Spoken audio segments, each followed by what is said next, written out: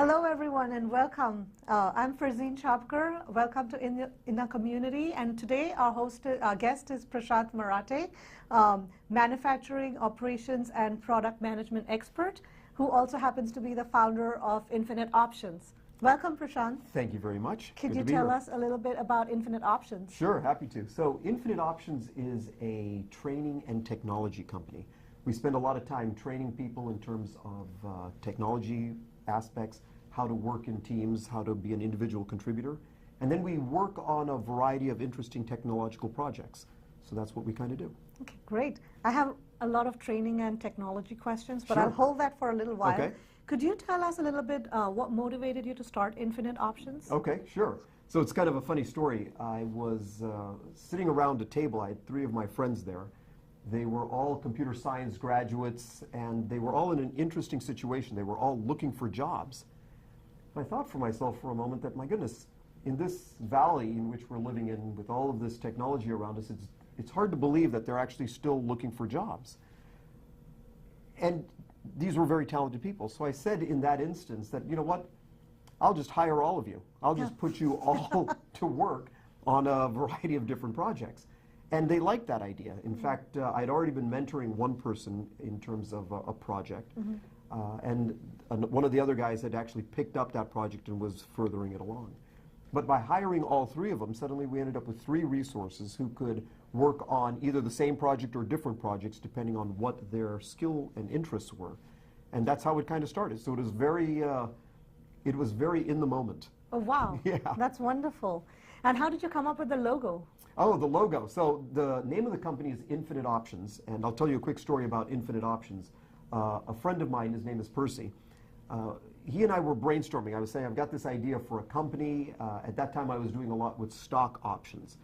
But I also was doing a lot with project management at that point. And I said, you know, I need a company name that kind of encompasses all of the variety of things that I do.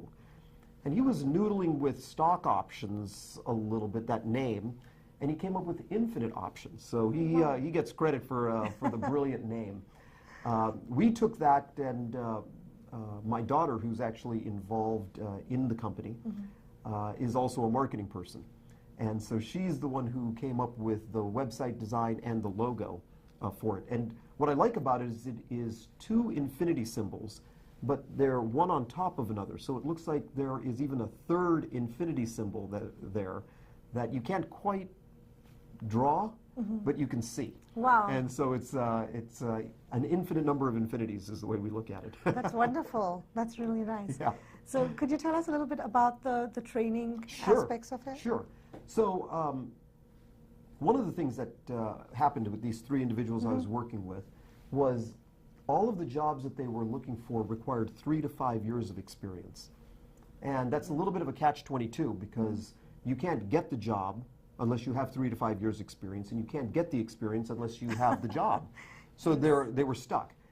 And I said, well, that's easy to solve. I'll give you the experience by putting you to work on projects, mentoring you through those projects, and then at the end of it, we'll have a product that you can talk about in depth with an employer. You'll know the ins and outs of it because you will have been involved in every decision that was made regarding it. Right. And you'll be able to say that I've got a certain number of years of experience or at least months of experience working on that project. So it builds up two aspects of it. It gives them all the real experience that they would need in terms of developing a product, but it also trains them of how a company would work and operate and what's expected of them. They have projects, they have deadlines, they have responsibilities that they have to bring to the table, and they rely on their teammates to bring other bits to the table so that the whole thing can get woven together to make the final product. Right. So that's the training aspect of it. I spend a lot of time being boss/mentor. Yes. So at the same time I'm telling them that they need to get something done, I'm also telling them how to do it. So I play that role. And then they play the roles that they ultimately want in the community. So if they want to be a robotics engineer, I give them the role of robotics engineer. That's what you will be doing in this company. And anything that is robotics related, you'll be our go-to person to do it. So that way they get the title, they get the experience, and they get the know-how Oh, which that's is better. wonderful. So Yeah. basically, people could be anything they want and come to you for Exactly. coaching and So training. it works two ways. They can be doing it for their first job, or if they're trying to do a job transition. One of the guys who's working with us right now, he's an engineer. His degree is in engineering management. But he wants to move away from the core engineering and be more of a project manager. So what he's done is he's taken on the role of project manager for one of our projects, and I'm coaching him on how to be a project manager, and he's now the one responsible for setting up the meetings, going and getting the updates with the engineers, piecing the plan together, and then presenting that at the team meetings. Interesting. Yeah, so he gets that experience. So it helps people who are trying to develop a core skill or trying to switch into a new skill. Oh, that's wonderful. Yeah, it's good fun. Yeah. Prashant, would you mind talking a little bit about your current projects? What are you working on? Yeah, absolutely. And, So we've got 4 different projects which are kind of going on.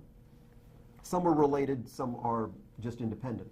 The one that has probably made the most progress is a meal ordering app.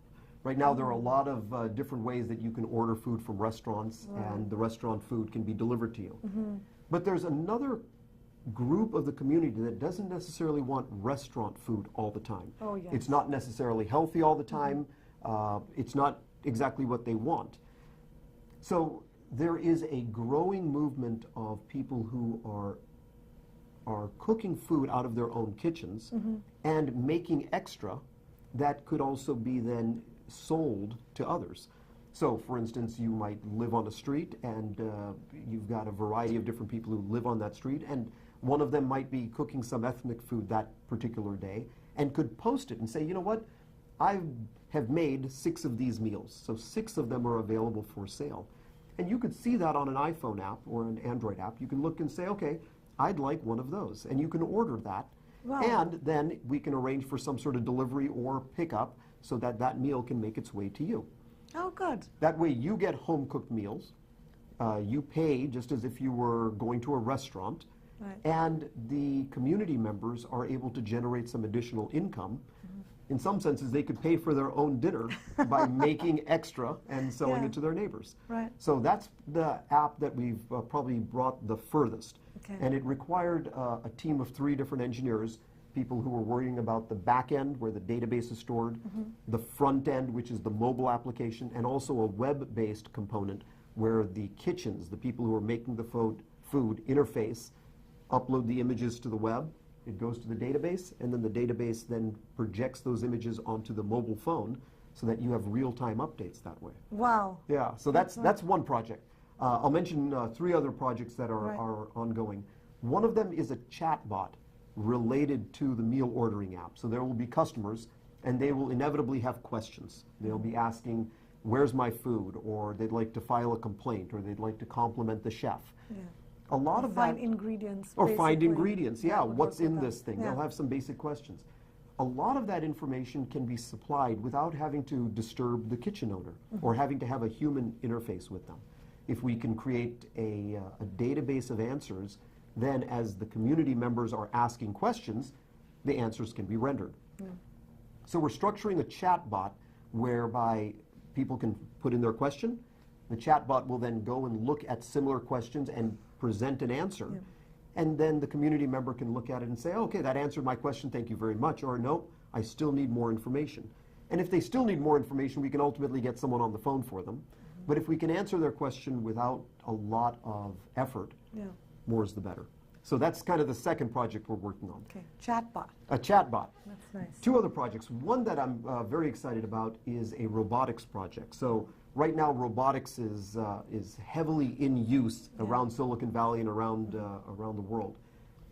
In fact, one product that I bought is a camera which can sit, and if you have, for instance, someone who's a skateboarder, the camera can track the skateboarder. Wow.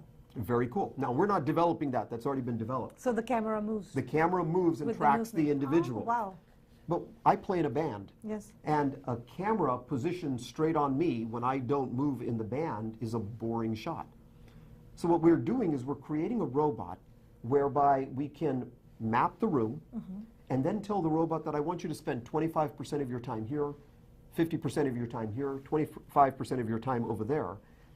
And that way the robot will move and give the camera different perspectives, just as if different members of the audience would have different perspectives. Right. And then the camera will do its own thing of keeping track of me, but will move through the course of the event so that it provides different shots and gives a little bit of variety instead of a static camera view. And the robot is pre-programmed to move, so there's no one actually manually doing it like you would with the drone. Exactly. I see. Okay. All we have to do is map the room, specify where we would like the robot to be, and then the robot will avoid obstacles even as they change real time and maneuver its way around those obstacles to be able to get into position to be able to provide the shot.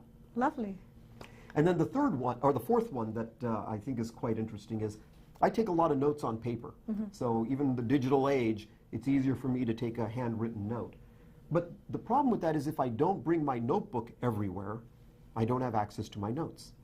So what we're doing is we're coming up with a notes classifier. And what this notes classifier does is it allows us to put a symbol in the upper right-hand corner of the page or within the page. Then we're creating an iPhone app where you can click a picture of it, and the picture will go through and find the different symbols, partition out the note, and distribute the notes either into your shared drive or into your Dropbox or email them out or do something with the note. Okay. So that in the future, if I wanted to reference things that I'm doing about infinite options, I'll have a symbol dedicated to infinite options, and I can go into my shared drive and say, I just want the information with that symbol on it. And it will give it to me in chronological order. So I can see all of the notes that I've uploaded in the past just on that topic. So it kind of makes your notebook a little searchable. It breaks it out into a way that you can find specific information about specific topics faster. And those symbols could be anything you want to put. They can be anything. Like a star or whatever. They're handwritten symbols. Okay. Okay, so you come up with your own symbols. We'll have a standard library that will already be there, but the computer will learn the symbols that you come up with, and you specify what you want to do with all of those things. You could put them in different folders or in different locations. Oh, fascinating. So those are 4 different projects that we're actively working on right now. Wow, they all sound exciting. Yes, they are, and we've got a lot of people who are working on it. Right now we've got 8 different folks who are participating in these 4 different projects in different ways. One or two of them are individual projects, some of them are team projects. So a variety of things. Yeah, so your team is growing. It is, That's it is. great. In fact, I tell people right now we're on our 4th generation. What happens, because it's a training company, a lot of people will come in, participate on a project for 3 months, and then they'll find a job. So then they transition out of the project, and someone else will transition into the project. So far, from when we first started, the first group of people that I mentioned at the beginning, they've graduated.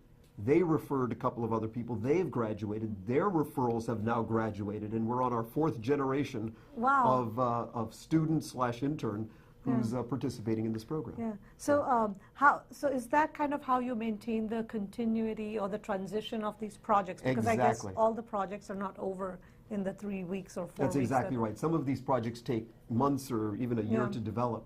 So how does that transition happen? Yeah, so I'm more of the continuity of it, and depending on when people get jobs and when they move out, other team members may also be there to keep the continuity going. But since I'm actively involved with each project, I know kind of where the project is, what are the current stumbling blocks, what is the technology that is holding us up from being able to deliver the prototype. And as other people join, depending on their skill sets and interests, they'll get assigned to a project and we'll start working on that particular thing. Yeah, I love it. Yeah, so it's a lot of fun. I haven't seen a lot of that happening out in the Bay Area or anywhere really, because it takes a lot of time to kind of set it up and keep the thing moving. That's true. But it's extremely gratifying when people come in and then they talk about what they've learned at the end, and then they go on and get a great job and move forward. So it's good fun. Oh, that's great. Do you have any success stories that you can share with us? Yeah, absolutely. So I'll mention a couple. One of them was an individual who came in looking to do robotics and manufacturing engineering. So this individual was a mechanical engineer by degree, but wanted to move into robotics, and also wanted to move into embedded systems, and wanted to move into manufacturing. Now, they hadn't been a manufacturing engineer before and they hadn't worked on a complex project before. So we started working on a drum beat project. And the idea with this is that you could put it on your drum kit, and as the drummer... Drums like the actual music? Actual music drums, right. Part of your band. Part of the band. and the problem is, when you're playing in a band, you'll play a song, and as soon as the song ends, the first thing everyone does is start complaining about the tempo. Oh, you played it too fast. And someone else will say, no, I played it too slow. And someone else will say, no, I was just right. It was just perfect.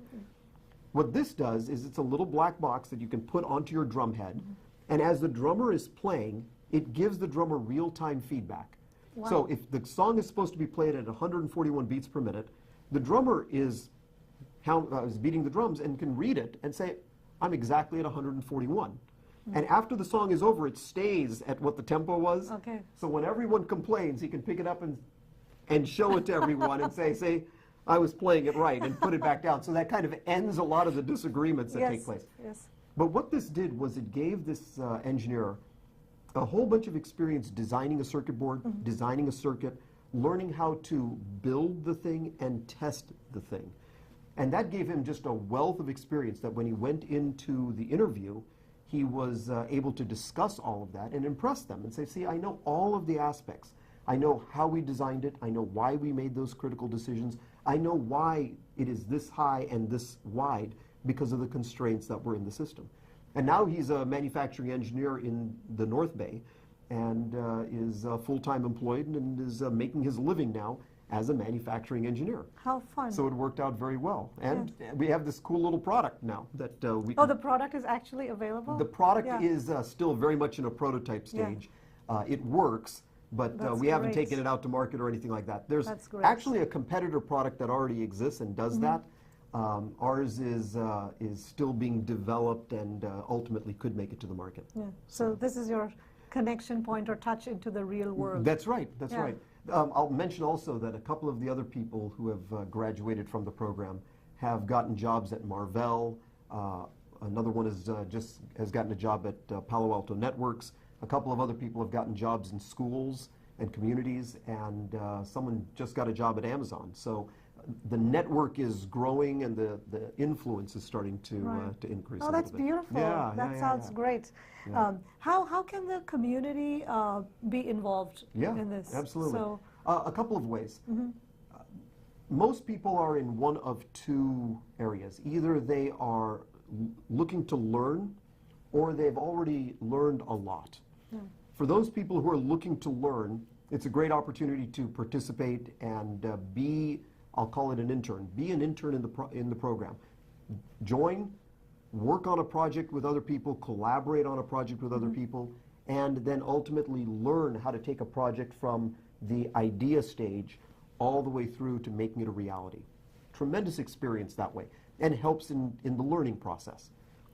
For those people who are already experts, people who have been doing this for a while, they can participate as mentors. So if they would like to join and maybe work with a group of 2 or 3 people, that's another way to participate. They can help people on projects that have already been defined, and now they're just going to help shepherd these folks through the process, help update things on a weekly basis, and then help report out to the rest of the team. So that's 2 ways the people in the community can participate. Oh, that's great. It can also be someone looking to transition into a different role. Absolutely. And before they actually do that to earn their living, they can see if there's any interest or how far they can take it. Exactly. And it's, like you say, it's a great way for them to get their feet wet and see, you know, before I spend 2 years going and getting a degree in this, do I want to do this? What's involved in doing this? Because sometimes what you study and what you physically end up doing are very different. And we're very practical. We're not spending a lot of time doing a lot of research. We're spending a lot of time putting products together and making prototypes so that we can go out and touch the real world.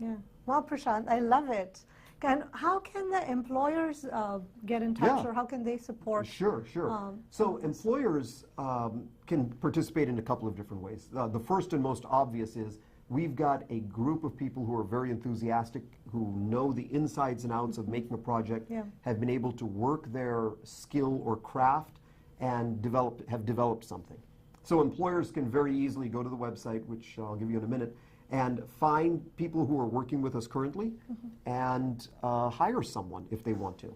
We also work as a temporary agency. So if people are looking for contractors, they can hire them from Infinite Options, Wow. and then we pass along the money to the employee ultimately. But the other way, which is sometimes a little more difficult for the employers to see, is if they have a project, an intact project, which they just need someone to work on, they can hand that project over to Infinite Options, and they can either pay us a fee or we can come up with some sort of arrangement whereby we can be working on that project for them. Okay. And that way, the interns are getting real experience working on a real project that ultimately is going to be used in a real environment. And the employer gets the benefit of being able to outsource something that they weren't quite sure how they wanted to fund and make progress on it still. Like a nearshore outsourcing, right? Yeah, So exactly. It's down the street. It's you can pick up a phone, or we can show up in your office and give you real updates in terms of how the project is going. Oh, that's great. Yeah. That's wonderful. And so can you tell us about your website? Or Sure, where can people absolutely. find more information? So the company name is infiniteoptions.com, and the website is, the company name is Infinite Options. The website is www.infiniteoptions.com. You've got to be a little careful when you're typing it because there are so many I's and O's in that thing that very often people say, well, I typed in your website and I didn't get it. And sure enough, there's a spelling error that they made. We better make sure we have it printed like at the end, exactly. right? We have it. But Infinite Options Okay. is the name of the company, and the website is infiniteoptions.com. Okay. And when you get there, you'll see a variety of things. You'll see a page on who's working with us, who our team is. Right. You'll see a page on projects that we're working on. You'll see a page for open positions that we have, so if people are interested in participating. So you can see that. And then you'll also see a contact page. So if you've got questions for us or want to reach out to us or talk to us, that's the simplest and fastest way to get a hold of us. Oh, that's good. Yeah, so it works real well. Yeah. So tell me a little bit more about the folks that have been hired from your success stories. Yeah. Are they still involved with Infinite Options, or do they have a choice, or how does that work out? So they absolutely have a choice. What we ask for people who are participating in the program, that they spend at least 10 hours a week on the project. And the reason for that is 10 hours a week is a manageable amount in case you're actually working a full-time job or otherwise engaged. Let's say you've got class and coursework going on. Yeah. But in addition to that, when people graduate, they have an option. They can continue to participate, especially if there's no conflict of interest with what their current employer is doing. They can act as mentors if they want to. Or some people say, you know what, thank you very much, it was a great opportunity, and they move on. Yeah. And that's perfectly fine also, because ultimately they'll be able to reflect back on their Infinite Options experience. And when they move up into senior management, and they have a choice now to hire someone, they know where they can go get someone who was in the same boat that they were in, but further behind, and give them a helping hand. Yeah. So even though the program has just started, and like I say, we're on our 4th generation, eventually over time, the program will hopefully cycle back on itself, and some people will come back as mentors and participate. I love this idea of mentorship and like having them come back or take on whatever they learned and move forward. Your friend Percy knew well about your infinite ideas in your book. So that's exactly. He nailed it. Yeah, exactly. He really did. Yeah, so that's great. That's right. And I think actually the best names come from the people who know you the best. Yeah, because they know who you are and what you're about, and of course Percy himself is very good and gifted at these kind of things. So yeah, infinite options and infinite ideas. From yes, you, Prashant. exactly. That's great. Exactly. Yeah. So. Is there anything else you would? I think this is what also sets you apart from like the regular recruiters, right? Where you're not just submitting a resume. Yeah. They actually are like involved more actively. So can you tell us a little bit more like why it's a little bit different from a normal recruiting? So we don't spend much time actually doing recruiting or placement. Yeah. We do a lot more with helping them build resumes, helping people with mock interview skills and that kind of training. And then the individual can apply to whatever jobs they want to, and they're not having to go through a middleman. But we also do offer a service where we can help people find a job. And if they need support or they need an agency to work through, then they can work through us as an agency. So we're really more about the employee, trying to figure out how to make it work for them. And if they need additional services or help, then we're happy to step in and help with that. So that's kind of what we do. Also, we spend more time on the projects and less time just interviewing them and saying, okay, now we know what it is, we'll submit your resume and don't do anything. Because a lot of the people who are waiting for those kind of jobs are talented people, and their skills are deteriorating if they're not being used. So what I'm trying to do is not only sharpen their skills, but enhance their skill set. So by participating in a project very actively, they're able to do that. Oh, good. Yeah, so it's nice. I have to, what was the website again? Oh. I'm going to probably like pick it up again. So that's what people can do, just go to the website, and reach out to you if they're looking for InfiniteOptions.com is where to go. And there's a contact us page, so that's the simplest way. But spend a little bit of time on the website looking at what the different offerings are, what the different projects are, who the different people are, because we've got so many different people who are very talented doing so many different things. And they're great people. They're happy to work and collaborate on different projects. So it's a great resource also for the community to And look they at. could bring in their own idea as well, saying, I have this idea, Absolutely. Prashant, we would like to work on it. Some people from the community come in and say, what I've got is an idea, and then we can prioritize that given all of the other ideas and the other priorities that are going on so that we are able to work on them. Sometimes we can work on them, sometimes we can't. Oh, great. Thank you so much, Prashant. Welcome. Thank you for taking the time. Yes, and thank you everyone for watching. We are in the community. Our guest today was Prashant Marathay, an expert in program management, manufacturing, and operations, and also the founder of Infinite Options that we talked about today. We look forward to having you again on the show, Prashant. Thank you. Thank you, Ferzeen. It was wonderful. Thank you.